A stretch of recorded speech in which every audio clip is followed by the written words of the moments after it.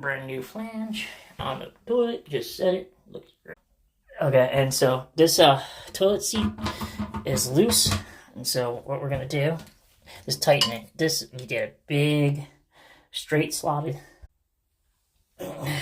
big Milwaukee screwdriver, then one up here and move that screw.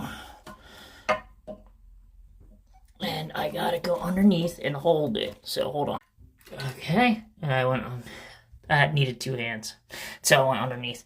But then now you can see it's not loose, and it's good. Then you just close that cap. There's like 2 little things like that, and tap it down. Okay, that's how we do it.